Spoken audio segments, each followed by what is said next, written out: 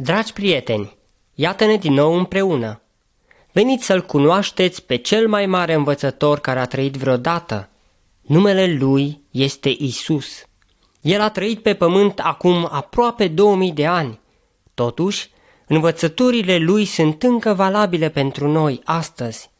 Ascultați cu atenție această casetă și dacă aveți la îndemână cartea cu poze, treceți la poza următoare când veți auzi semnalul.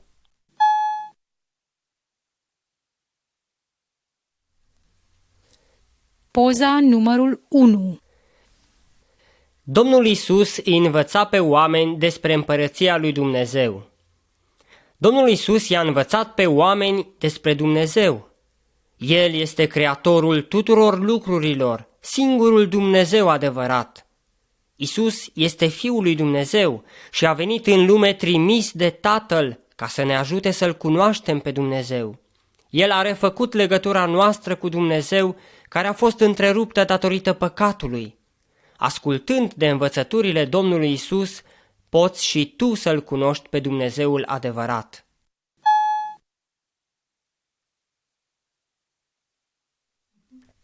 Poza numărul 2. Cele două case. Domnul Isus a spus o istorisire despre doi oameni care și-au zidit câte o casă. Primul și-a zidit casa pe stâncă, pe un loc solid, cu o temelie puternică. Când a venit furtuna, casa lui a rămas în picioare. Celălalt însă și-a zidit casa pe nisip. Când a venit furtuna, casa lui a fost dusă de ape și dărâmată, căci n-avea o temelie puternică.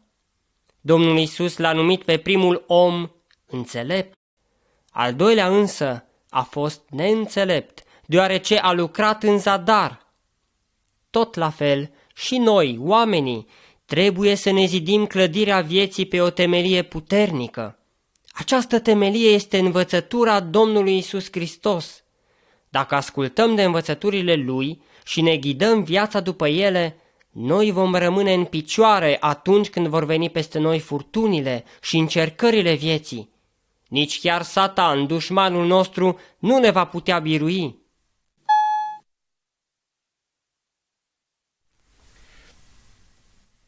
Poza numărul 3. Lumina trebuie să fie văzută. Ce fac oamenii cu o lampă într-o cameră întunecoasă? Bineînțeles, o pun pe masă sau într-un loc unde să lumineze, ca să împrăștie întunericul. Ar fi o nebunie să aprindem o lampă și să o ascundem sub un vas sau sub un pat. Domnul Isus este lumina lumii. El este Cel care ne arată calea spre Dumnezeu. Când ascultăm de cuvântul Lui, oamenii din jurul nostru pot să vadă lumina lui Dumnezeu în noi. Domnul Isus a zis: așa să lumineze lumina voastră înaintea oamenilor, ca ei să vadă faptele voastre bune și să slăvească pe Tatăl vostru care este în ceruri. Noi nu trebuie să acoperim sau să ascundem lumina lui Dumnezeu care este în noi, ci să o lăsăm să strălucească, pentru ca și alții să-L poată vedea în noi pe Domnul Isus și să găsească calea înspre Dumnezeu.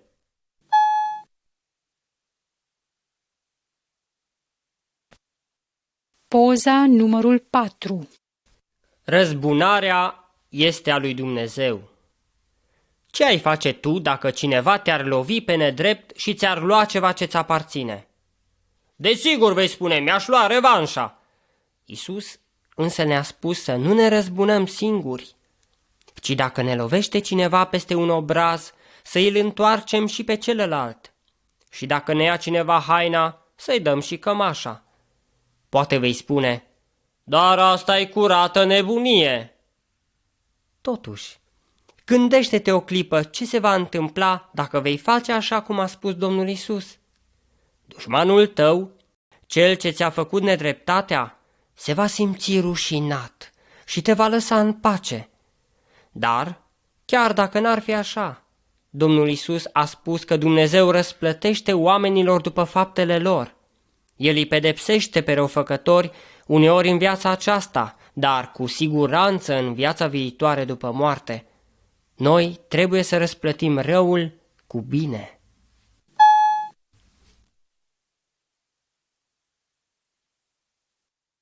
Poza numărul 5. Cum să ne rugăm? Rugăciunea înseamnă a sta de vorbă cu Dumnezeu. Există oameni care fac lucrul acesta în văzul tuturor, la colțurile străzilor, repetând mereu aceleași cuvinte, fără niciun sens. Ei vor ca oamenii să-i bage în seamă și să-i laude pentru sfințenia lor. Dumnezeu nu ascultă astfel de rugăciuni. Domnul Iisus a zis: tu, când te rogi, intră în camera ta, închide ușa și roagă-te acolo lui Dumnezeu, Tatăl tău, și El te va asculta și îți va răspunde. Dumnezeu știe de ce avem nevoie. Noi nu trebuie să-i repetăm cererile noastre la nesfârșit, ci să-i vorbim deschis ca unui tată.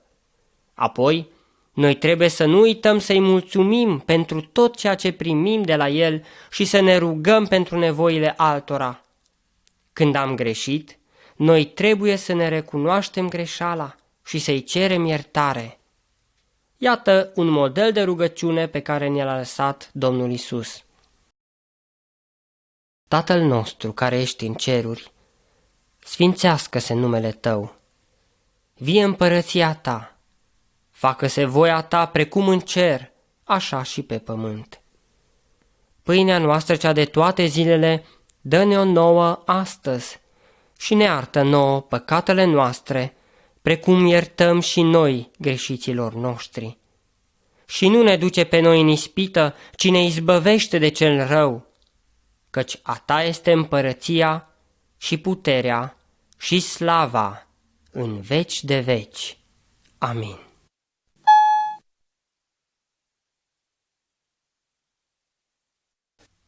Poza numărul 6.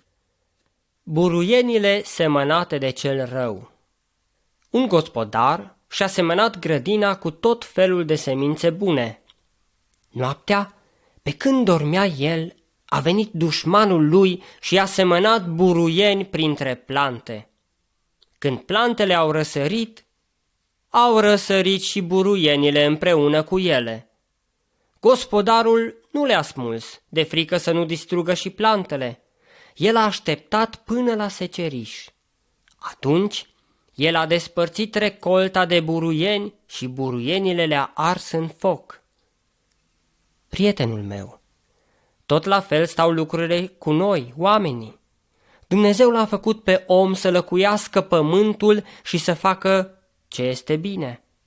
Dar Satana a venit și a semănat sămânța lui rea în inimile oamenilor. De aceea sunt astăzi atâția răufăcători în lume. Într-o zi însă, Domnul Iisus va reveni pe pământ și îi va despărți pe cei răi de cei care au ascultat de El și au urmat învățăturile Lui. Pe aceștia, El îi va lua cu El în cer, dar cei care nu l-au ascultat vor arde într-un foc veșnic împreună cu Satana și îngerii lui.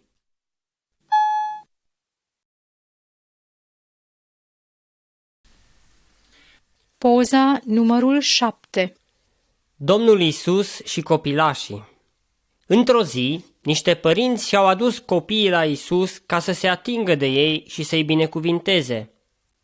Ucenicii Domnului Iisus au încercat să-i oprească, dar Domnul Iisus i-a certat pe ucenici și a zis: lăsați copilașii să vină la mine și nu-i opriți, căci împărăția cerurilor este a celor ca ei. Domnul Iisus le-a mai spus oamenilor: dacă nu veți deveni asemenea unor copilași, nu veți putea intra în împărăția mea. Prin aceasta, el voia să spună că cei care vor să intre în împărăția lui trebuie să fie sinceri și curați ca niște copii. Oamenii mândri care se încred în ei înșiși nu pot fi adevărați urmași ai Domnului Isus și nu pot intra în împărăția lui Dumnezeu.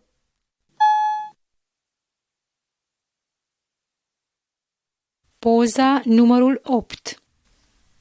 Păstorul și oile. Domnul Iisus a mai spus o istorisire. Un om avea 100 de oi. Una din ele a luat o raznă și s-a pierdut de restul turmei. Atunci, omul le-a lăsat pe celelalte 99 și a pornit să o caute pe cea pierdută. Când a găsit-o din nou, el s-a bucurat mai mult de ea decât de toate celelalte 99 care nu se pierduseră. Tot astfel, nici Dumnezeu nu dorește ca vreun om să se piardă și să fie despărțit de el pe veci de veci. Domnul Isus este păstorul cel bun. El a venit pe pământ, trimis de Dumnezeu, ca să-i caute pe oamenii pierduți, care au urmat căile celui rău și să-i aducă din nou în turma lui Dumnezeu.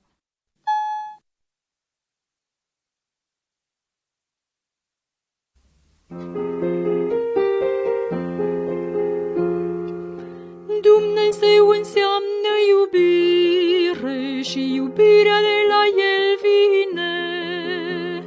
El are iubire în privire, să odia celui ce-n El se încrede. Pentru că ne-a iubit, pe Iisus ni l-a dat. Dumnezeu este îndurare, îndurare pentru întreaga lume, gata să dea la oricine prețul vieții lui ca să-l ierte. Iisus viața și-a dat ca să pot fi iertat. Dumnezeu înseamnă viața pentru cei care în El au credința, cei care în El s-au încrezut, viața veșnică în dar vor avea. Iisus mi-a dăruit viața fără sfârșit.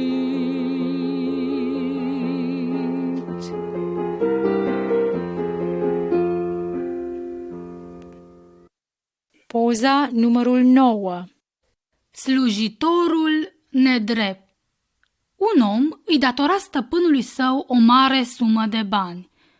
Pentru că nu-i putea plăti, stăpânul a poruncit să fie vândut ca sclav. Dar omul s-a rugat de el și el i-a iertat toată datoria. După aceea, slujitorul s-a dus și l-a întâlnit pe un tovarăș al lui care îi datora câțiva lei. El a apucat de guler și a cerut să-i plătească datoria pe loc. Omul n-avea cu ce să plătească și a cerut să-l mai aștepte. El însă l-a dat pe mâna poliției să fie pus la închisoare. Când a aflat stăpânul lui cele întâmplate, l-a chemat pe om la el și i-a zis: Eu ți-am iertat ție toată datoria, pentru că n-aveai cu ce plăti și tu n-ai avut milă de tovarășul tău, care îți datora ție mult mai puțin. Și ca pedeapsă, stăpânul a poruncit să fie închis până va plăti tot ce-i datora. Prietenul meu, noi toți am păcătuit împotriva lui Dumnezeu și avem la El o datorie pe care nu putem plăti niciodată. Dar El ne-a iertat toate greșelile și tot răul pe care l-am făcut. De aceea, trebuie și noi să iertăm pe cei care greșesc față de noi.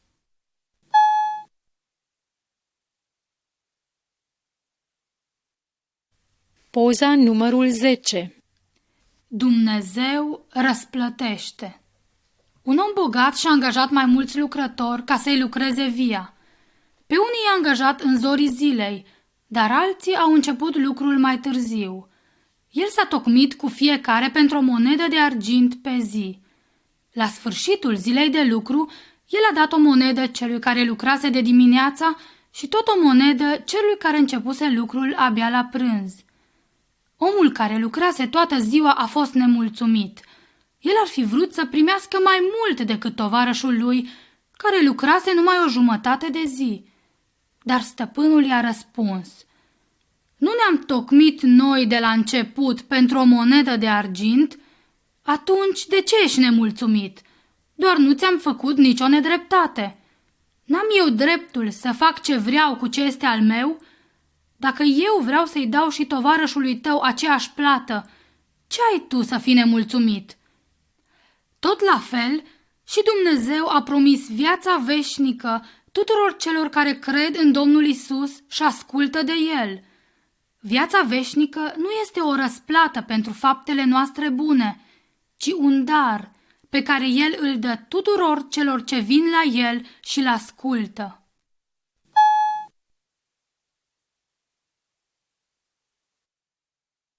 Poza numărul 11. Cele 5 fecioare neînțelepte. Domnul Isus a mai spus o întâmplare despre 10 fete tinere care se pregăteau să ia parte la o nuntă. Ele așteptau sosirea mirelui. Pe la miezul nopții mirele a venit. 5 dintre fete și-au aprins lămpile și au ieșit să-l întâmpine. Dar celelalte 5 și-au dat seama că uitaseră să-și pună ulei în lampă. Astfel, ele au trebuit să meargă să cumpere ulei. În timp ce erau plecate, ușa camerei de ospăți s-a închis. Când au venit înapoi, au început să bată la ușă și să strige: "Deschideți-ne, dați-ne drumul să intrăm!" Dar mirele le-a răspuns: "Îmi pare rău, dar nu se mai poate. Ați venit prea târziu." Dragi prieteni, Domnul Isus este acum în cer la Dumnezeu, dar într-o zi El va reveni pe pământ să ia cu El pe toți cei care au crezut în El și L-au așteptat. Noi nu știm când va veni El, dar trebuie să fim gata tot timpul. Cei ce-L așteaptă și vor fi gata la venirea Lui vor merge cu El în cer. Cei ce nu s-au pregătit vor rămâne afară.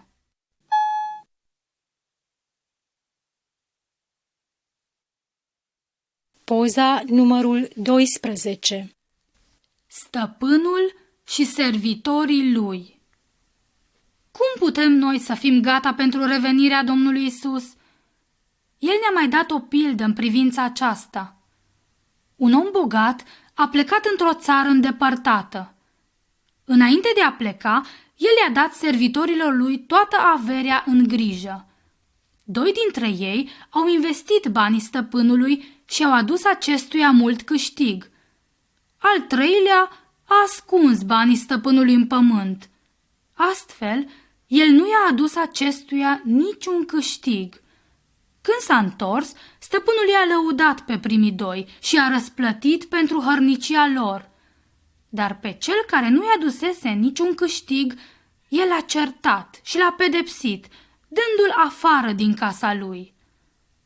Dumnezeu ne-a dat și nouă daruri, talente cu care să lucrăm pentru El.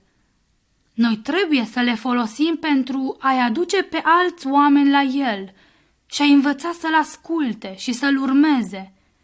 Atunci, la revenirea Lui, Domnul Isus va fi mulțumit de noi și ne va zice: "Bine, rob bun și credincios, vino și moștenește împărăția care ți-a fost pregătită."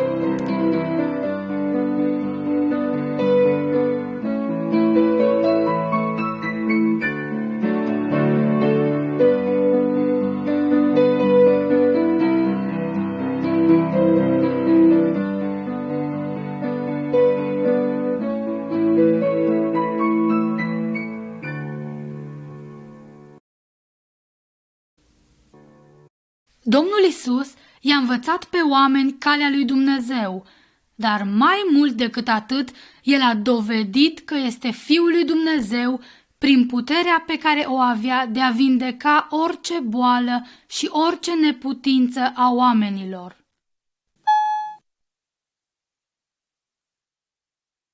Poza numărul 13. Domnul Isus este botezat de Ioan. În vremea în care a trăit Domnul Isus pe pământ, era în Israel un om pe nume Ioan Botezătorul. Dumnezeu l-a trimis să-i avertizeze pe oameni să se întoarcă din căile lor rele și să asculte de el. Cei care ascultau de cuvintele lui Ioan erau botezați în râul Iordan, ca semn că s-au întors de la faptele lor rele și că Dumnezeu le-a iertat păcatele. Păcat este orice neascultare față de Dumnezeu. Ioan le spunea oamenilor: după mine vine unul care este mai mare decât mine. El vă va boteza cu Duhul Sfânt al lui Dumnezeu. Într-o zi, Domnul Isus a venit la Ioan să fie botezat de el. Domnul Isus n-a făcut niciun păcat. Totuși, a vrut să fie botezat pentru a le arăta oamenilor că trebuie să se supună lui Dumnezeu în toate. După ce a ieșit Domnul Isus afară din apă, Duhul lui Dumnezeu s-a pogorât peste el sub forma unui porumbel și Dumnezeu a rostit din cer: Tu ești Fiul meu prea iubit, în care îmi găsesc toată plăcerea. Începând de atunci, Domnul Isus a făcut multe minuni și oamenii au văzut că puterea lui Dumnezeu era cu el.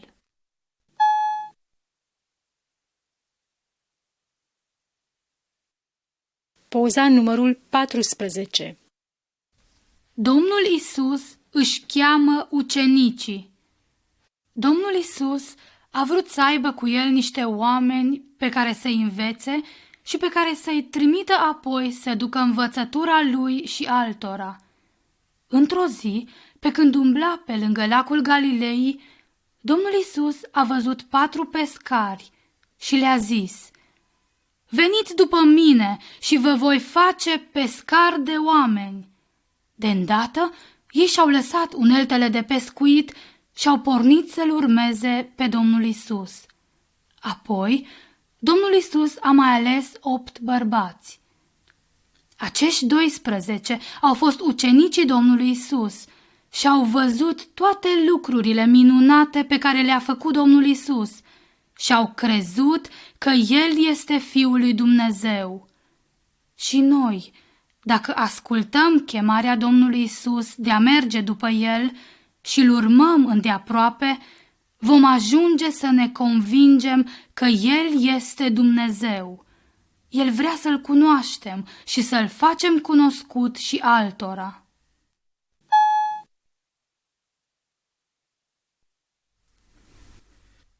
Poza numărul 15. Omul bolnav de lepră. Într-o zi, un om care suferea de lepră, o boală îngrozitoare, incurabilă, a venit la Domnul Isus și a îngenunchiat înaintea lui, zicându-i: Doamne, dacă vrei, Tu poți să mă vindeci. Toți ceilalți oameni stăteau la distanță de el, de frică să nu se îmbolnăvească și ei, căci lepra este o boală molipsitoare. Domnul Isus însă a avut milă de el, l-a atins și a zis: Da, voiesc, fii curățit. Și de îndată omul a fost vindecat complet. El a fost atât de fericit încât s-a dus și a spus tuturor ce-i făcuse Domnul Isus. Prietenul meu, păcatul, la fel ca lepra, este o boală incurabilă. Noi toți suntem păcătoși și, ca urmare, suntem despărțiți de Dumnezeu. Niciun efort al nostru nu ne poate ajuta să scăpăm de starea aceasta. Dar când venim la Domnul Isus, El ne vindecă și ne dă o viață nouă.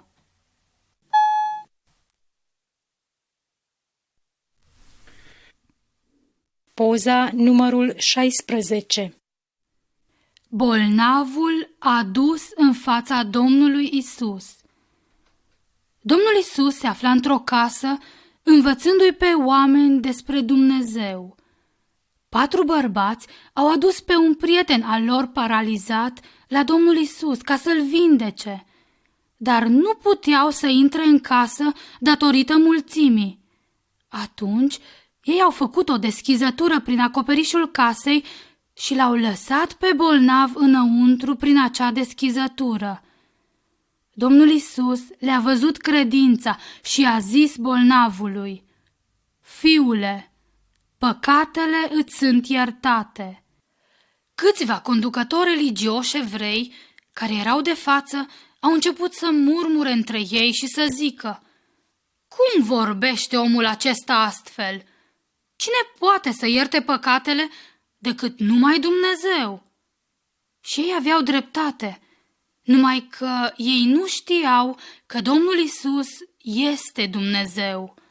Atunci, Domnul Isus, care le-a cunoscut gândurile, i-a mai zis bolnavului: Scoală-te, ia-ți așternutul și du-te acasă.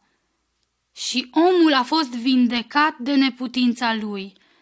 Domnul Isus a dovedit astfel că este Fiul lui Dumnezeu, care are putere deplină asupra bolii, dar și autoritatea de a ierta păcatele oamenilor.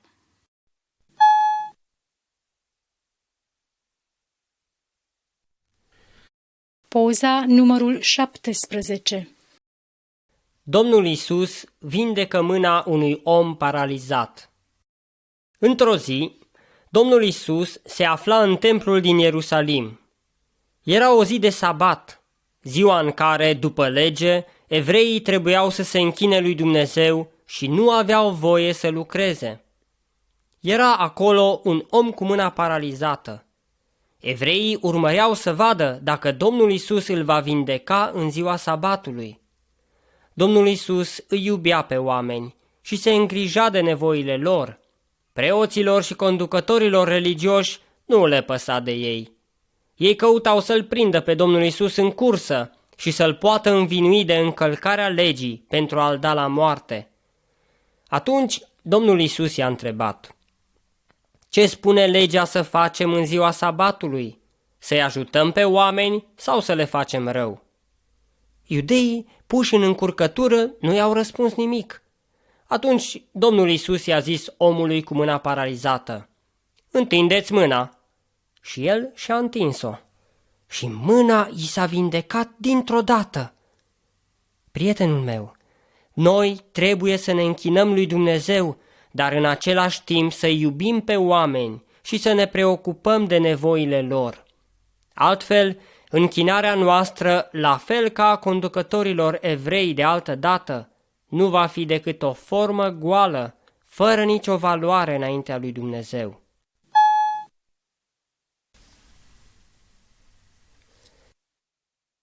Poza numărul 18. Domnul Isus liniștește furtuna pe mare. Domnul Isus, împreună cu ucenicii lui, se aflau într-o corabie, traversând lacul Galilei. Deodată s-a stârnit o furtună mare. Valurile au început să dea peste bord și corabia era în pericol să se scufunde. Domnul Isus dormea la căpătâiul corăbiei. Ucenicii lui l-au trezit și i-au zis: Învățătorule, nu-ți pasă că pierim? Atunci Domnul Isus a sculat, a certat vânturile și marea și le-a zis: Tăceți, liniștiți-vă. Imediat furtuna s-a oprit și s-a făcut o liniște mare. Apoi Domnul Isus le-a zis ucenicilor: De ce sunteți așa de fricoși? Unde vă este credința? Ucenicii, plini de uimire, ziceau între ei: Cine este acesta? De el ascultă chiar și vântul și marea. Dragi prieteni, Domnul Isus are putere asupra naturii, căci El a creat-o. Când ne încredem în El, nu trebuie să ne temem de nimic.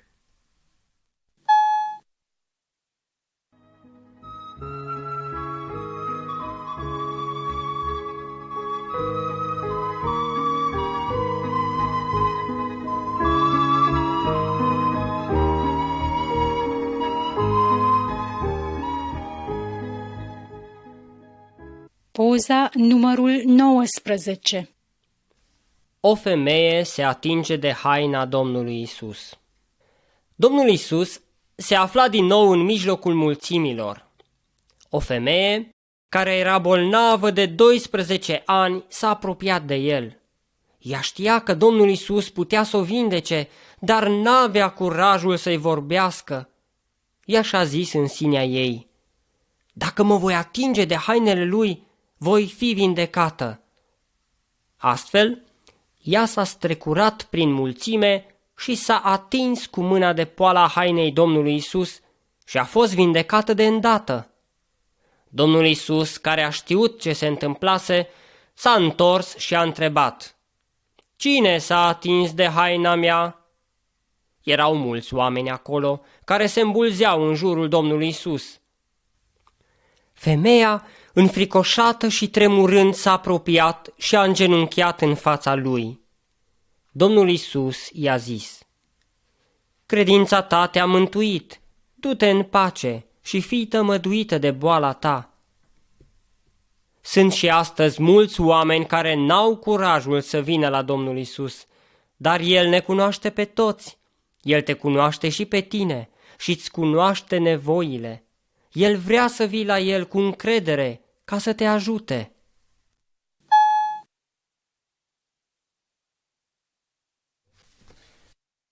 Poza numărul 20.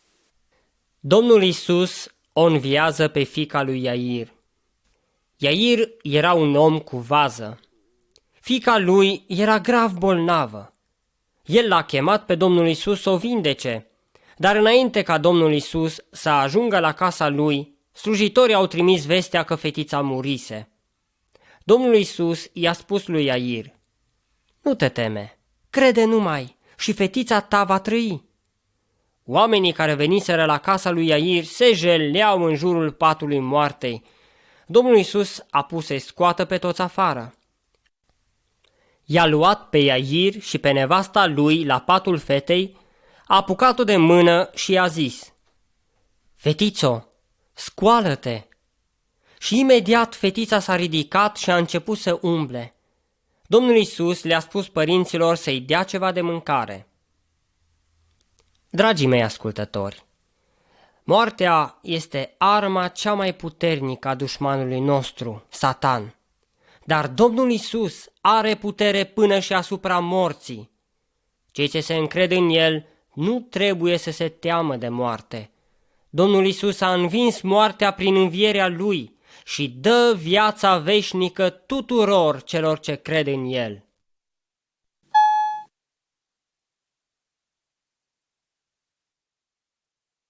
Poza numărul 21. Domnul Isus și femeia cananeancă. Într-o zi, o femeie din Canaan, care nu făcea parte din poporul Israel, a venit la Domnul Isus cu fetița ei, care era stăpânită de un duh rău, și l-a rugat să o vindece. Evreii nu aveau legături cu cananiții și îi priveau ca pe niște oameni inferiori. Domnul Isus, care voia să o pună pe femeie la încercare, i-a zis: nu se cade să iei pâinea copiilor de pe masă și să o dai la căței. Cu alte cuvinte, tu nu faci parte din poporul meu, de ce te-aș ajuta? Femeia a insistat însă și i-a răspuns: da, Doamne, dar și căței mănâncă din fărâmiturile ce cad de la masa stăpânului. Domnul Isus, uimit de credința ei, i-a zis: pentru că ai o credință atât de puternică, îți voi asculta rugăciunea. Fetița ta este vindecată. Și de îndată duhul rău a părăsit-o și ea s-a făcut bine. Domnul Isus îi iubește și îi ajută pe oameni, fără deosebire de rasă sau naționalitate. El dorește ca toți oamenii să se încreadă în El.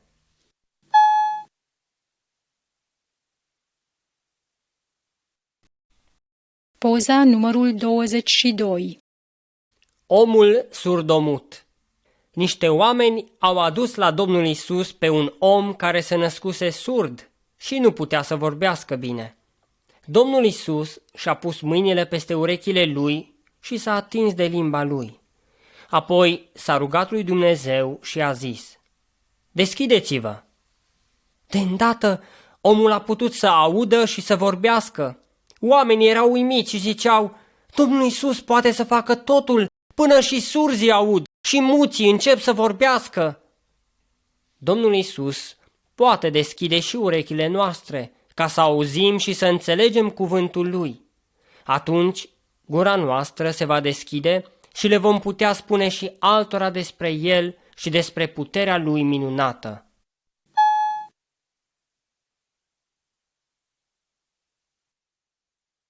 Poza numărul 23. Domnul Iisus îl vindecă pe un orb din naștere. Domnul Iisus a mai întâlnit un om care era orb din naștere. El i-a uns ochii cu salivă și l-a întrebat: Vezi ceva? Omul i-a răspuns: Văd puțin, ca prin ceață. Oamenii îmi par a fi niște pomi care se mișcă. Atunci Domnul Iisus s-a atins din nou de ochii lui și omul a putut să vadă bine. Prietenul meu drag, datorită păcatului, suntem și noi orbi din punct de vedere spiritual. De aceea noi nu putem să vedem și să înțelegem adevărul lui Dumnezeu. Domnul Iisus vrea să se atingă de ochii noștri și să ne dea vederea. Atunci vom putea și noi să vedem clar adevărul cu privire la Dumnezeu.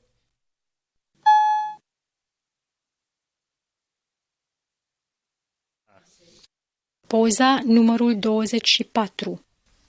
Domnul Iisus îl vindecă pe băiatul demonizat. Un om a venit la Domnul Iisus cu fiul lui care era chinuit rău de un duh necurat.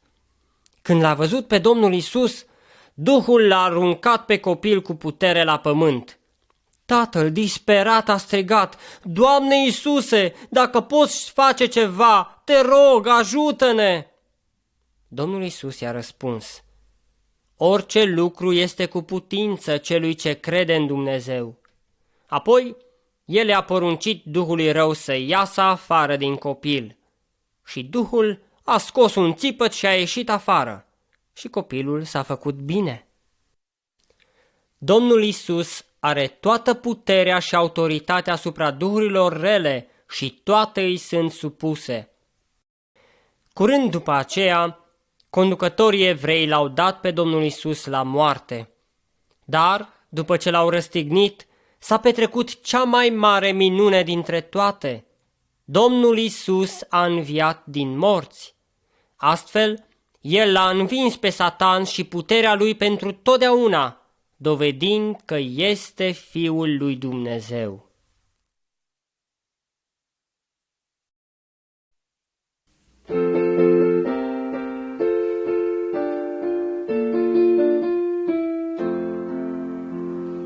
Iisus e prințul păcii și Domnul domnilor, stăpânitor al lumii întregi, El e rege al regilor. Îngerii se închină și îi cântă în cor, căci El este Domnul lumii întregi și al omenirii salvator. Osana fiului lui David, Osana prințului slăvit.